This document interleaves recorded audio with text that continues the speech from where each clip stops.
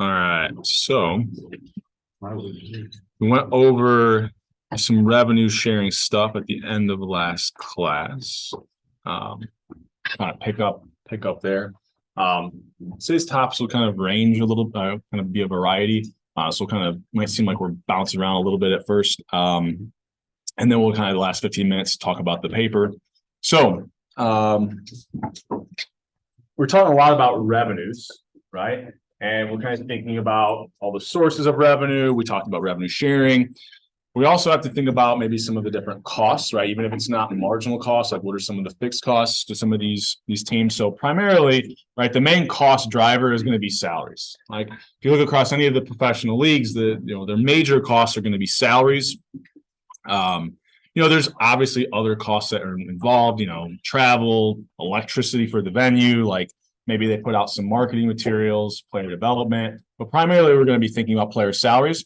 The one thing that we don't want to lose sight on, though, anytime we really look at profit amounts for these different teams, it's always accounting profits, right? It's always kind of where the revenues minus cost, but generally it's hard to factor in our implicit or opportunity costs, right?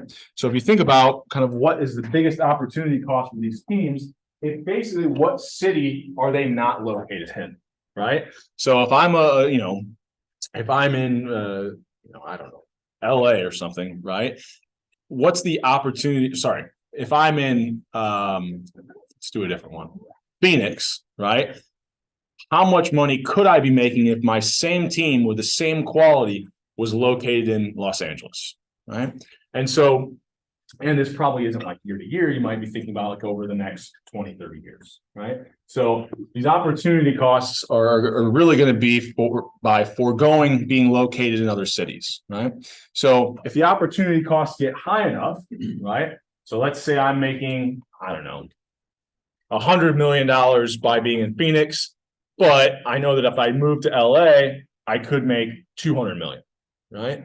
So in that case, if the opportunity cost got high enough, I would choose to move, right?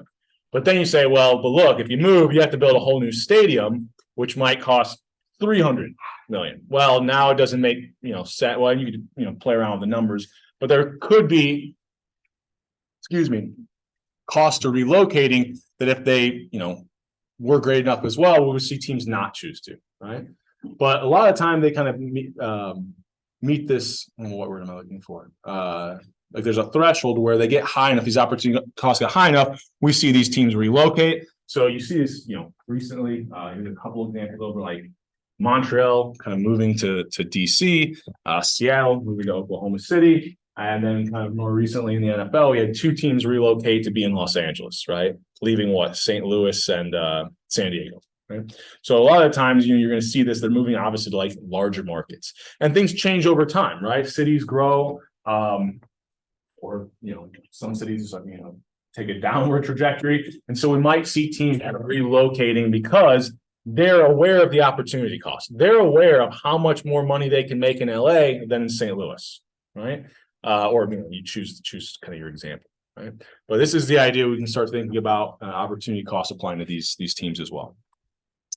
So we already talked a little bit about this difference between accounting and economic profits, but we also have to think about like sometimes these profits aren't just going to be from just the wins that team gets, right? So we're thinking about like win versus profit maximization, right? Well, that's maximizing profits from the team's performance, right?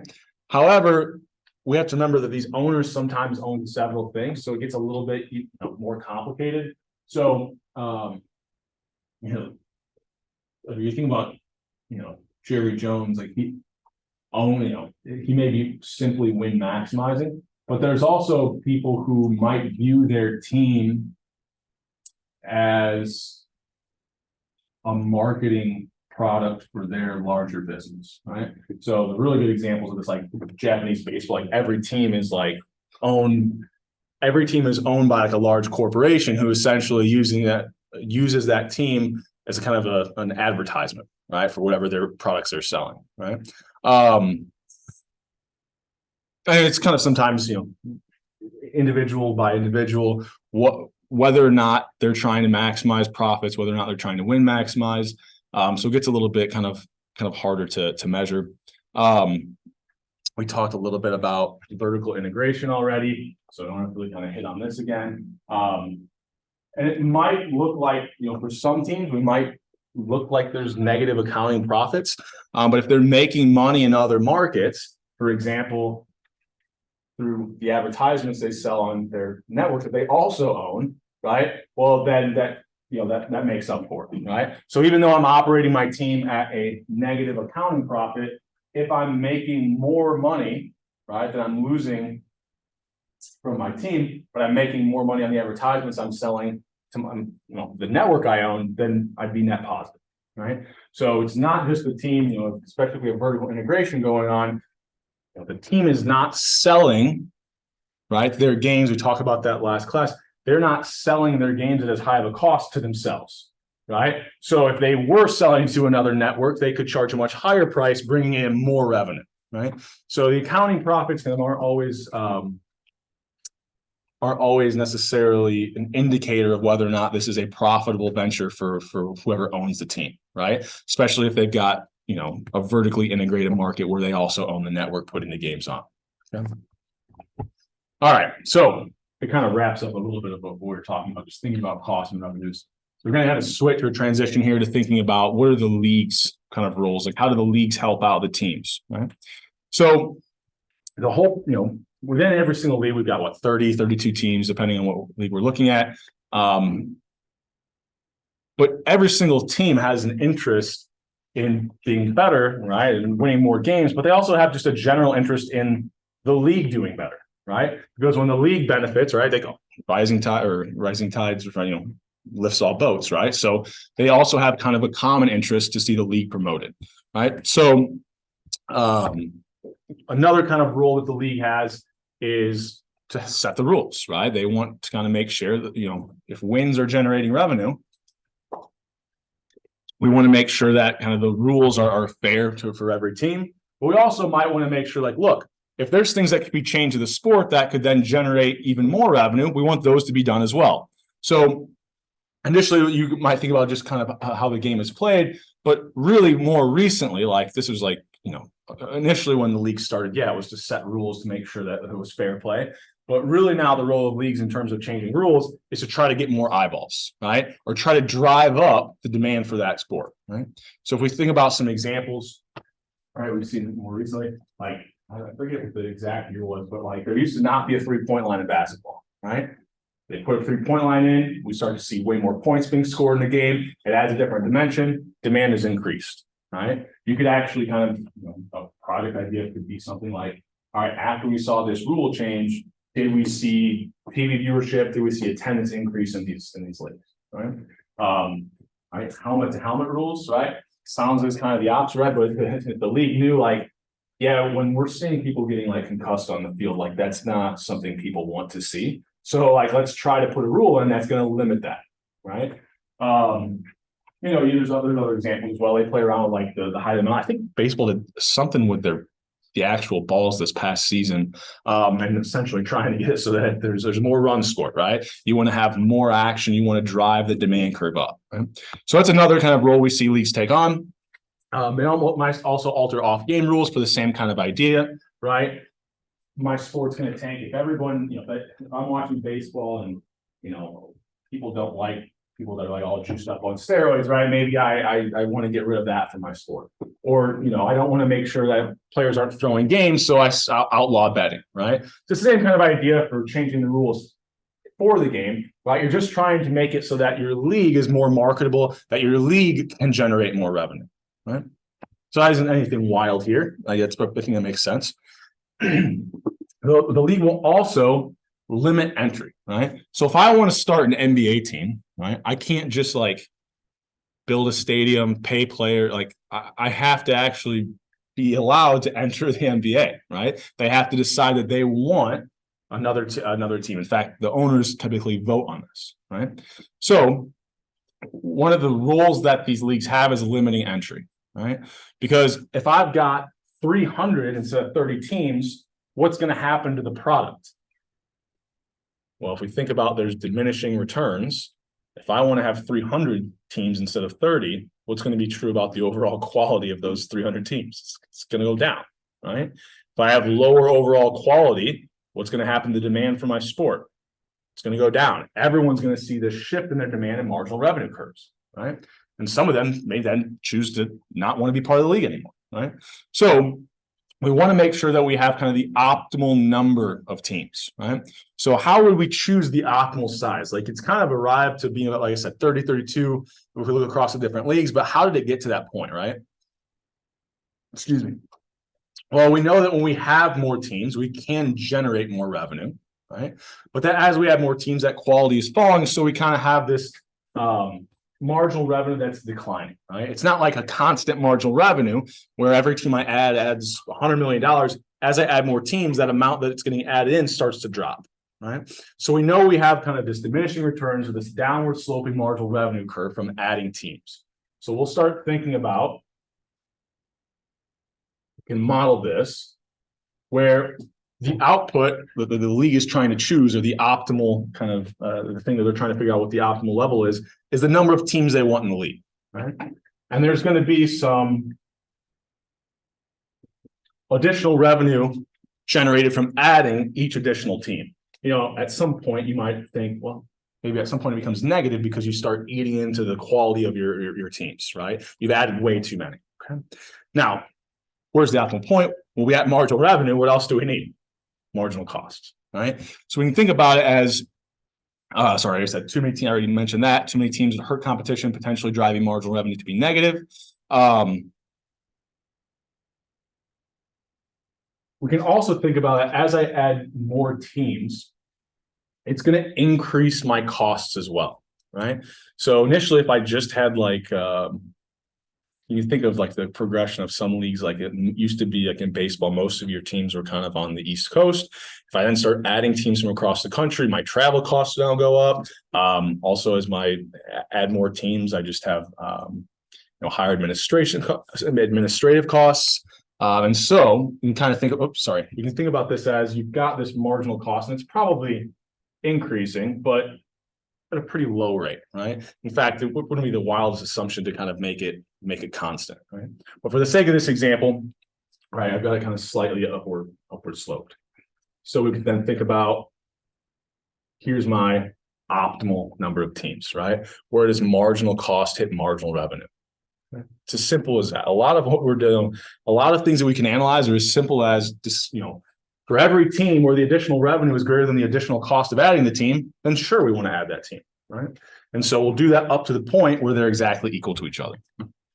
So in recent years, if a sport becomes more popular, what's going to happen, right? So we think about this marginal revenue that I can get from each team is directly linked to the demand for the sport, right? So if the demand for the sport goes up, what happens? I get this increase in marginal revenue. I guess I can call this was our optimal kind of number of teams in year two, right? This year after we've seen this increase in demand, right? So, excuse me, when we see leagues adding more teams, it's likely because there's been some kind of increase in the overall demand for that sport, or the amount of revenue that can be generated, right? Maybe it's a new technological advancement that, I now not only can sell tickets to the game, I can put it on TV and sell it to networks as well, right? You can imagine when TV first came out, there was a big boost to every single sporting team's revenue, right? They now have a new source of revenue, okay? Any questions on this idea? Shouldn't be too bad. What else do I want to say? I didn't put this on. Just ignore the last bullet point. I don't like that paper as much, so I got rid of it and then replaced it with the one that we'll talk about today. So one thing I want to point out, I think I've got it here. Yeah, so I left this kind of slide open. Is what conferences are doing in NCAA right now. So it gets kind of a little bit trickier. So if I think about, maybe I've got number of teams. Yeah, the dollar amount.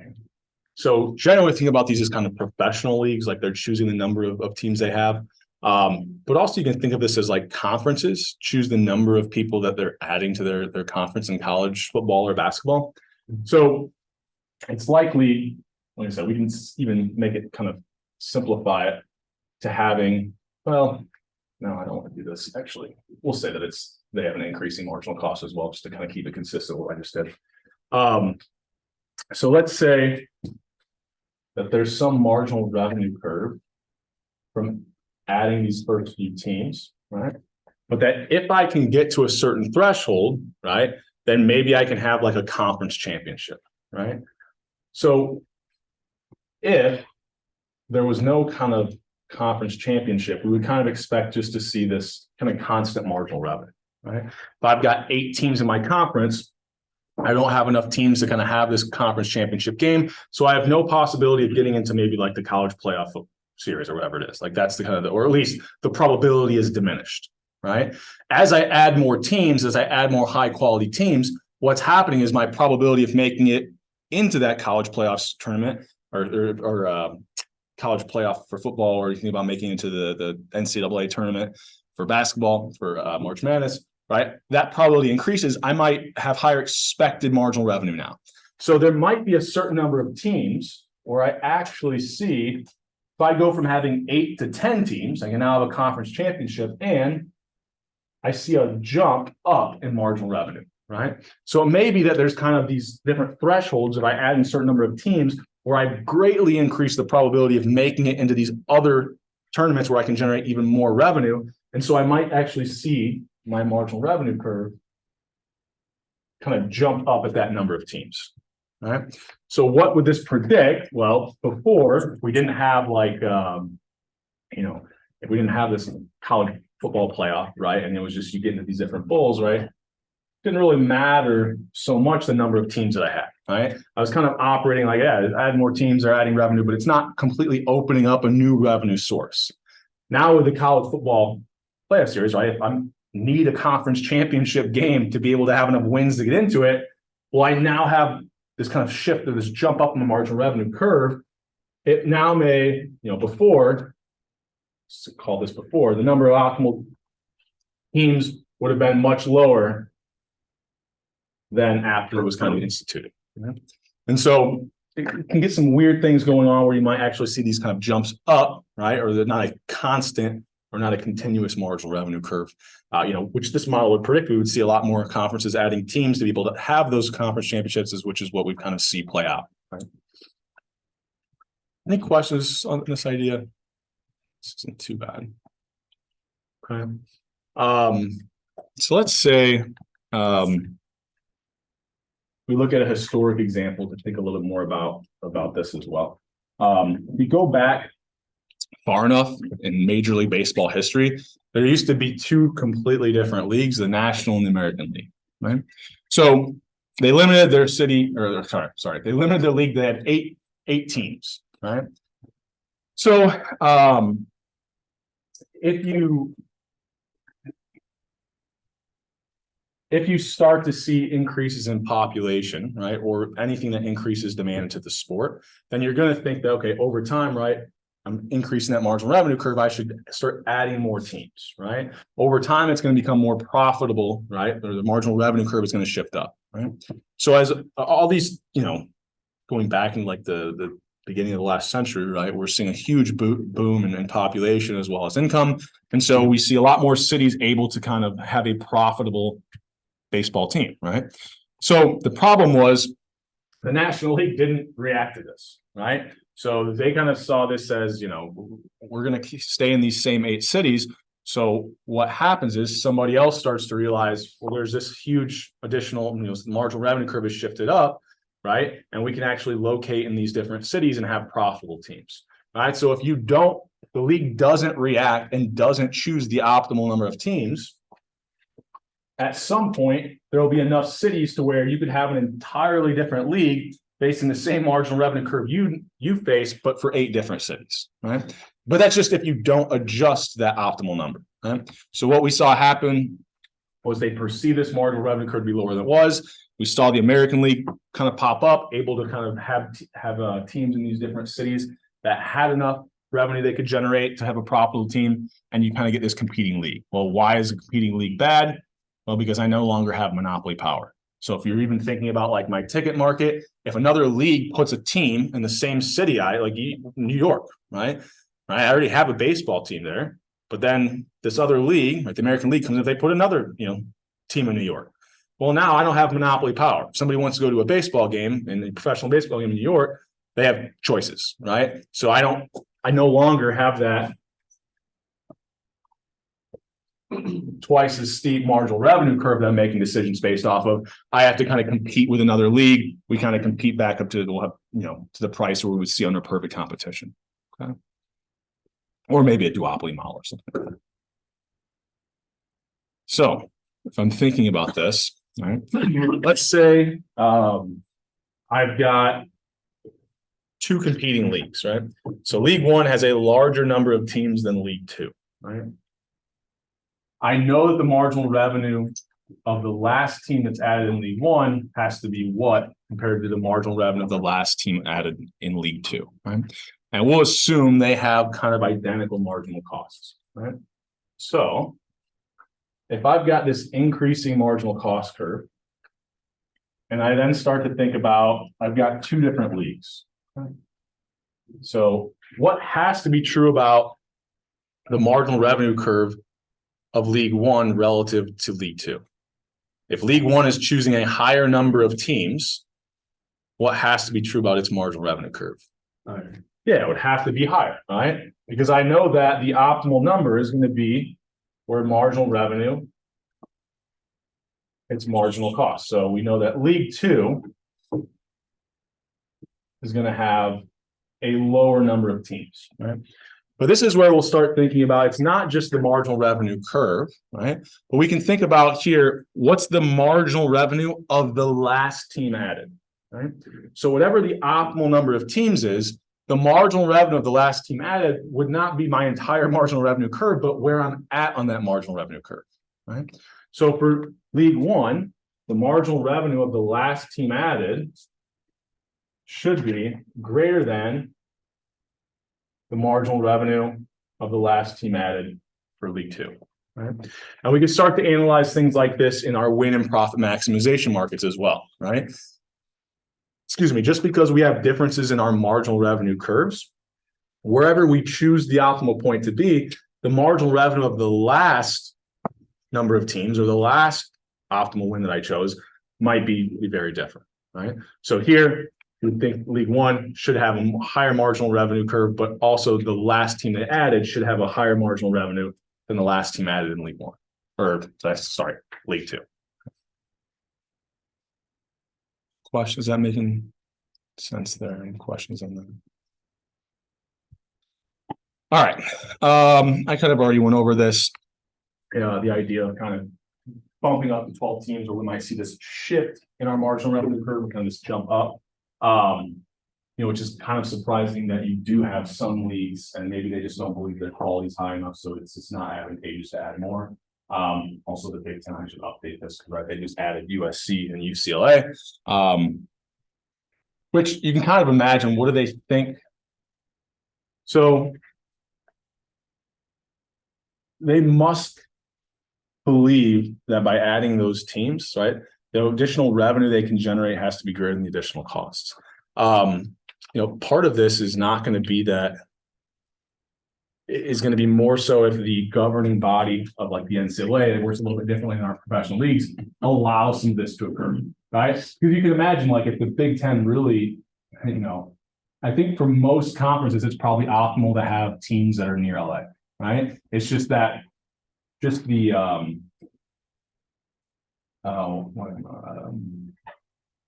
just like the logistics of being able to travel, right, from the east to the west makes it a little bit more difficult, right? But as that's become easier, right, as we've kind of had technological advancements, we have seen things become more national. So now maybe locating a team in LA doesn't have as high a cost as it previously did for the Big Ten, right? And so anytime we have an increase in marginal revenue, that's good. But also, what happens if we see that, like, the costs of those teams go down. So let's say before, here was my marginal costs, and here was the marginal revenue of adding different teams, right? Well, here was my optimal number of teams. If for whatever reason, there's technology advancements or just like the way that the NCAA or the governing body kind of sets the rules, I see this decrease in marginal costs. Well, anytime we see a decrease in marginal costs, that should drive the optimal number of teams in that league up as well, right? And kind of intuitively makes sense. If costs are getting lower to being located in these cities, they might now go from before where they weren't profitable to now they are, right? Before, marginal revenue was below marginal cost by adding this number of, whatever team this was, but now marginal revenue is above the marginal costs, right? So it really could just be thinking, a lot of what we're thinking about in choosing the optimal number of teams is really just like shifts in the marginal cost of adding teams and shifts in the marginal revenue. So, a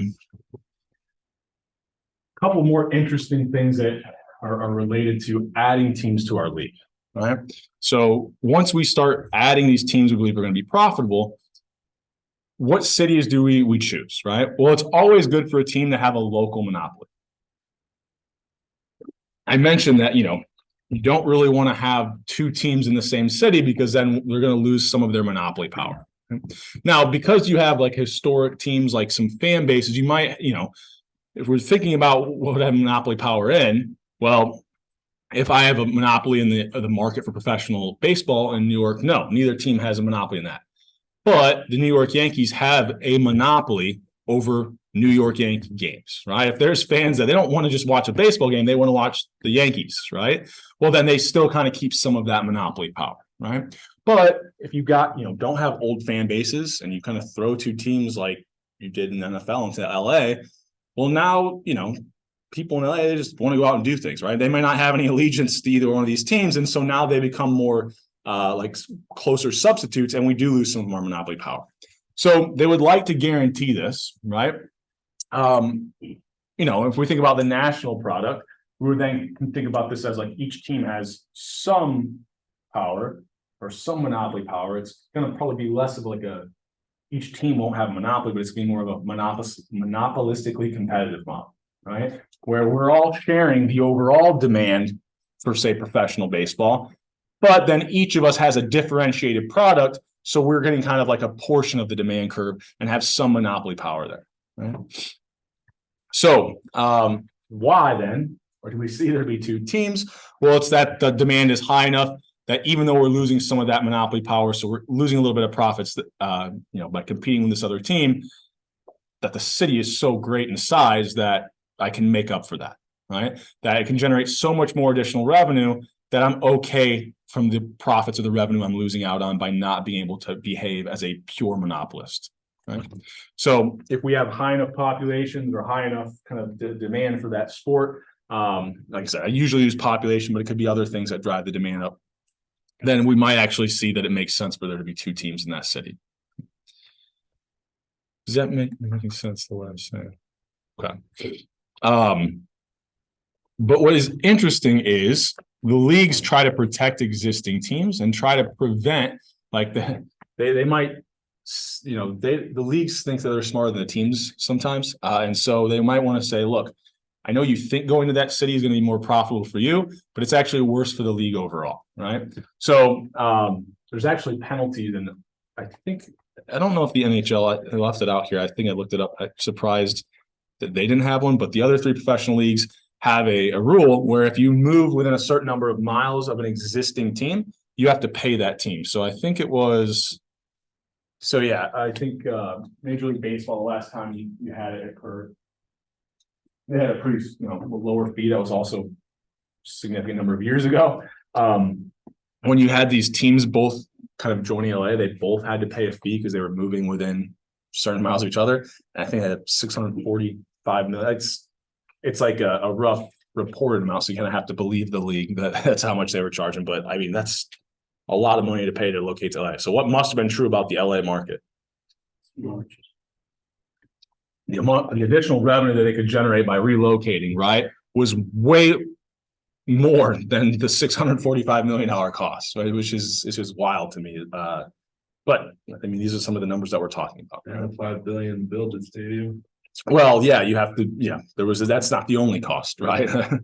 But yeah, just an added cost. So you know, you can see if teams are moving within certain locations, like the league really wants to make sure they know it's going to be profitable. And I have to really make sure I know if it's profitable if I'm going to be charged $600 million to move there or whatever it is. All right. I just kind of thought this was interesting. I've got a data set. I'll probably just throw it up on Canvas if you just want to take a look at it. But if we're thinking about like where do these different leagues do we see, where they put their teams, I kind of just grabbed some of the larger markets, and you can kind of see like New York, right? They can sustain several teams, right? LA can sustain several teams in some of these leagues. And then you can kind of go down the list. And I believe this was like city size, but you really probably don't just want to use city size when you're looking at these. What's probably a better kind of statistic if I could get my hands on? So the city of Chicago itself is much smaller than the metro area, right? And so a lot of times when we're measuring population, thinking about where would demand be highest, the actual city size itself sometimes can vary quite a bit with the metro, right? In fact, one of them that I know is a lot larger. So like Washington, D.C., the metro like extends all the way out to like Arlington. So you've got a huge kind of population if you look at the metro, whereas if you just look at the city itself, it doesn't appear to be near as large, right? But you can kind of see like some of these, it's surprising. Like I guess Houston doesn't have an NHL team, despite being the 6th largest city.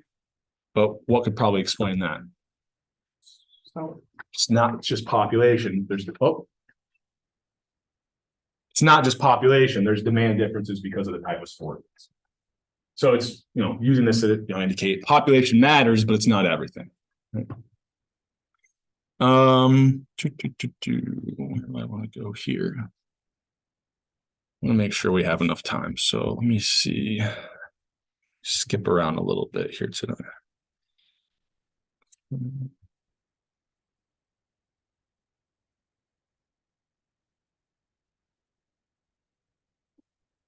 Save some of this stuff. I guess we'll just do this. We'll go over the paper. So kind of making a decision on the fly here because I want to make sure I have enough time to do some stuff. So just to get an idea about how many of you are kind of reading this paper, because I'll expect kind of moving forward that we do, just give you 30 seconds or so. Think about, hopefully, if you read through the paper, kind of what was the overall main finding, right? So games that are more uncertain see increased attendance. Games that have a higher attendance are more certain. As distance between teams increases, so does attendance. Shouldn't be too bad. It should be pretty easy points if you read through it.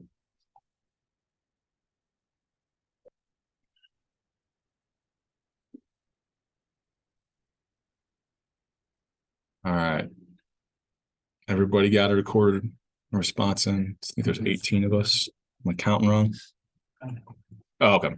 Talk to me after class. All right. So what was the main finding of the paper? Yeah, the more as things become more uncertain, we actually see people are more likely to want to watch that. Right? If something's a certainty, right? I know that one team's going to win. Why am I going to pay money to attend the game? So let's dive into this paper a little bit more, and I'll use it to kind of do some regression stuff. So I'll go over it again since it was asked at the beginning of class. But the way that we kind of want to skim through or read these papers, generally just reading the abstract will give me most of what I would need to understand what the paper did, right? So there's this hypothesis, the uncertainty of outcome. An economist say, consumer decisions through 10 sporting events and generate revenue. They develop a model of fan behavior, blah, blah, blah. Keeps on going. The empirical analysis, they looked at games from NBA in 1979 to 2013. And it kind of supported this model, right? So here the abstract isn't as helpful as sometimes it usually is, because I probably have to read in to a little bit more about what this hypothesis is, right? But if I kind of scroll down, I would usually read the abstract. I would then kind of keep going. You'll notice Here they kind of talk about kind of the model a little bit more. This part I usually say you can kind of skip over a little bit because a lot of the papers that we're looking at, some of this might get a little bit over where our kind of current, I don't want to say skill level, but like what our current understanding based off of what classes you've probably already taken. So usually scroll down till I see the data section, which this paper does not have one. But they should discuss the data at some point. Let's see. Okay, so they just build that into their empirical analysis. So sometimes you'll see this separated up. The data section will be separate from your empirical analysis, right? Where you just describe the data that you use, and then the empirical analysis is more of kind of the regression that was run. So you can kind of see here, they give you the regression equation. So if there isn't, description of the data, you also want to then look for, okay, do they have some type of regression equation written out for me? They do. Usually that describes a little bit more of what they did. So notice here our dependent variable, right? Usually it's just written out in general. They'll just put Y in there, but then they tell you in the subsequent paragraph, Y is total attendance, right? So I'm looking at my total attendance as my dependent variable, and then how all these things influence it. What are all these things? Well, here we've got the point spread, right? So what a point spread is, you guys aren't familiar with gambling, although the phone makes it way too easy now. But if I say like negative 3.5 is the point spread on the game, what that means is they're expecting that team is going to win by more than 3.5 points, right? So like, it's kind of weird, like negative is actually like a good thing, right? If the team is a negative 3.5 point favorite, that means they think that they're going to win by at least 4 here. I'm using 3.5. Okay. And then if I see like positive, right? So I don't know, positive 8.0, that means that they believe the team, right? If you think that the team is going to cover that point spread, you believe they're going to lose by less than 8 points, right? That's, whoever's setting these betting lines believes that like this is like the split of where it's a 50-50 bet. So this we'll get into this later on in the semester, but these betting lines are kind of nice because they should always be set. The way that these companies make money is you set it at a 50-50 bet. Every time they're setting these lines, they believe that if people are behaving rationally based off of their models, there is a 50% chance that team loses by more than 8 and a 50% chance they lose by less than 8, right? And then that way they take a little bit off the top and they can always make money, right? And so if we're looking at these point spreads, the larger they get, well, that should mean that the game is going to be more uncertain, right? If I see a plus 20, right, that means that they think, the 50-50 bet is that the team is either going to lose by more than 20 or less. Yeah, that's pretty, uncertain. All the way to like, sometimes you'll see them do like negative 0.5. Well, that's basically you're saying they're either going to win or they're not, right? So the closer that point spread gets to 0, the more uncertain the game is, right? So that's the variable that we're going to focus on. That variable's coefficient, slope coefficient, is what's going to tell us the relationship between the uncertainty of the game. My throat's going on. Between the uncertainty of the game and the attendance. So what would we expect the sign of this coefficient to be? As that point spread gets higher and higher, we're getting a more certain game, right? So as that variable goes up, what do you think is probably going to happen to attendance? Goes down. So we should expect to see a negative coefficient there, right?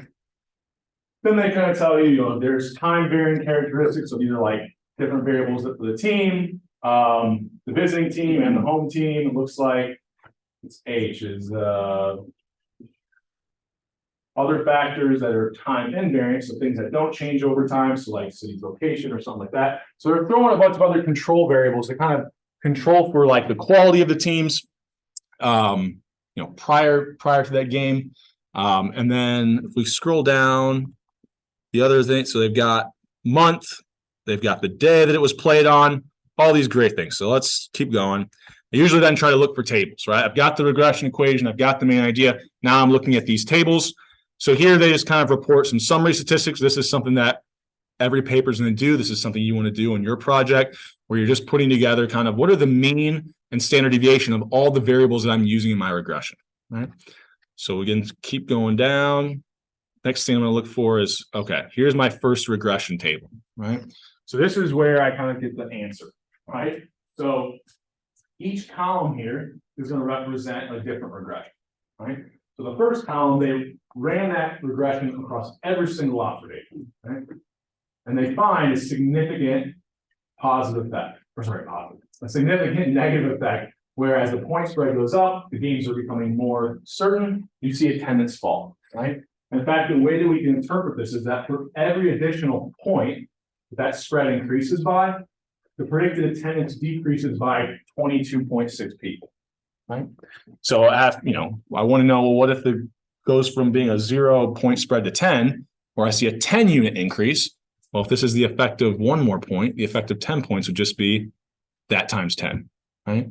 So I could kind of scale this to however I wanted it. They then looked at, okay, what if the home team is favored, right?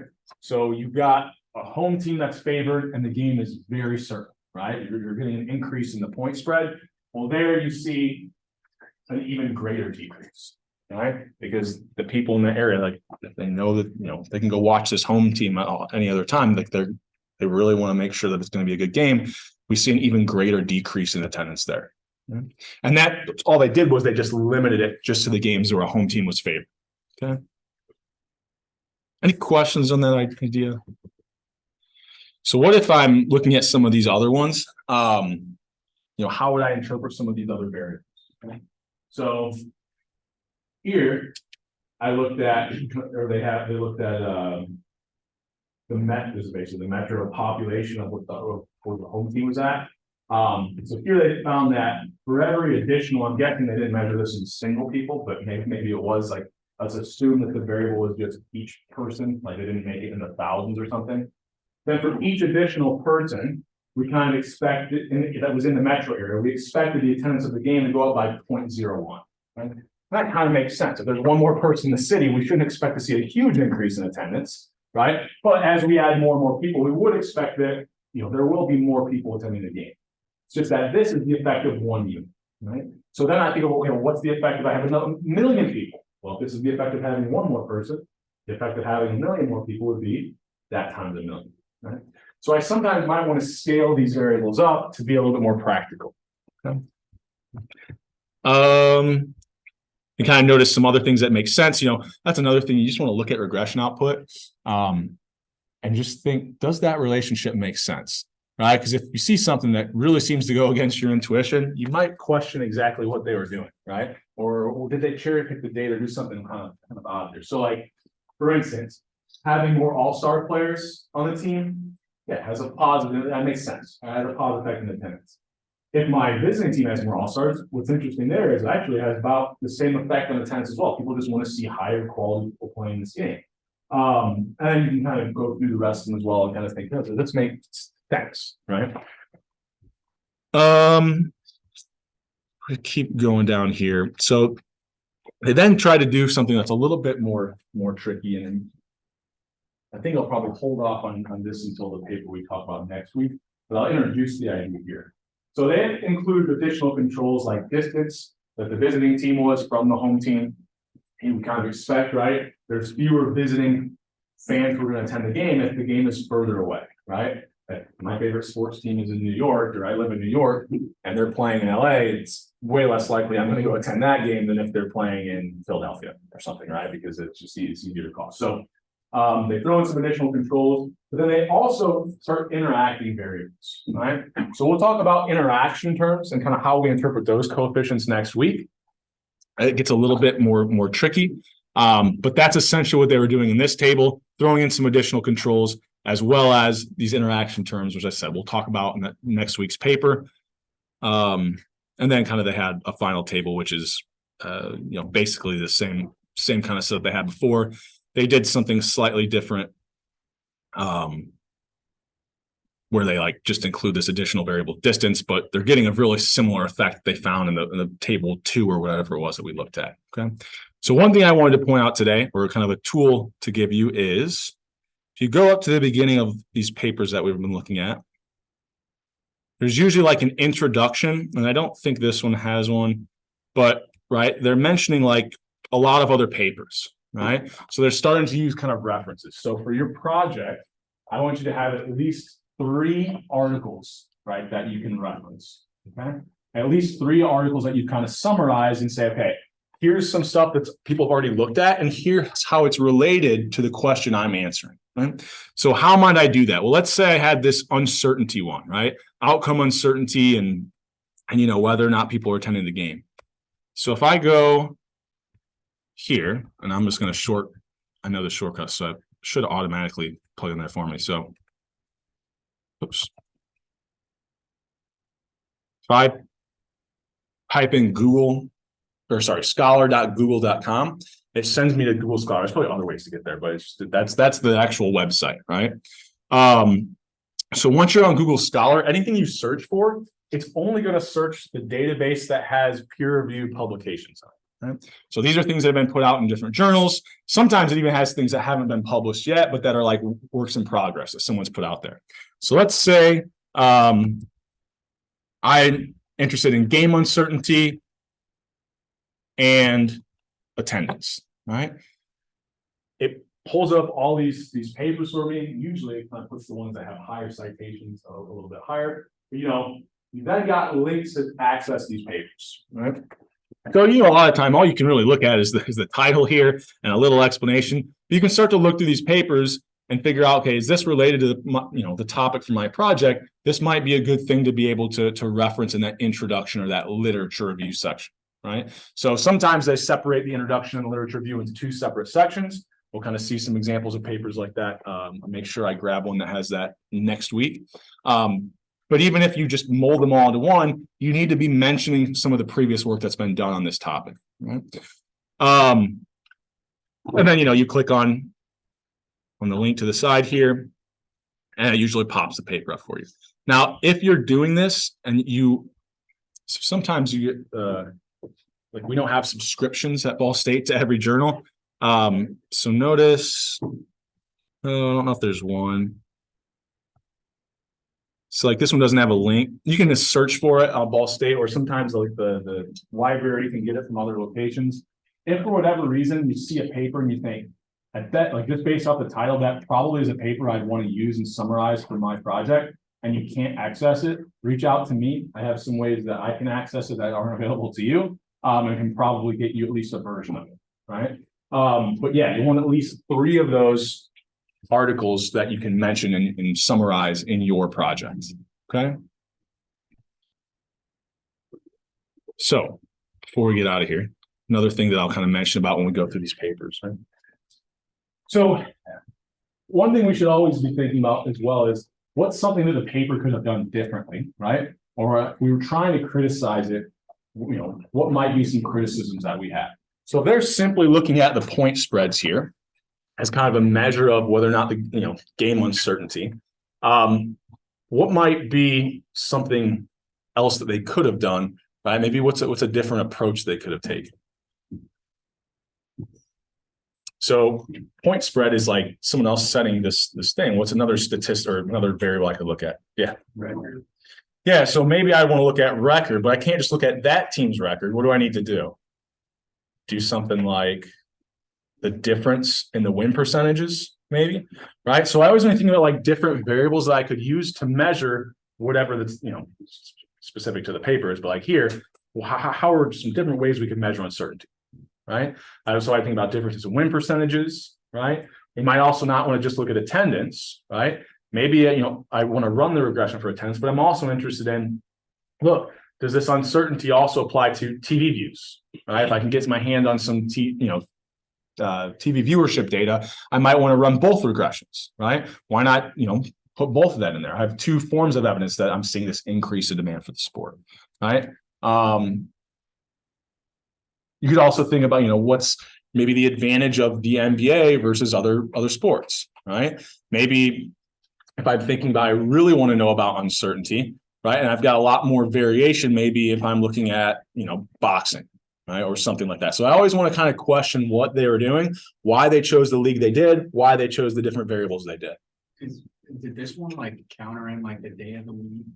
So I think that was one of the controls. So that's where you sometimes I'm skimming or I'm kind of briefly going through this. day of the week indicators, right? But it's a good thing. Like if you didn't pick that up, you'd be like, well, what's something we probably should have also been controlling for that, right? So I don't know, just kind of trying to give you more ideas of how we review these papers, things that will help you for your project. I'll be in my office hours next Monday and Wednesday, 2 to 4, because we also have that first homework assignment, which is due next week. So if you need some kind of last, minute help on next week, please feel free to stop by. We should have covered everything. Everything you need to get through that. Okay. All right. Have a fun, safe weekend. I will see you guys on Monday.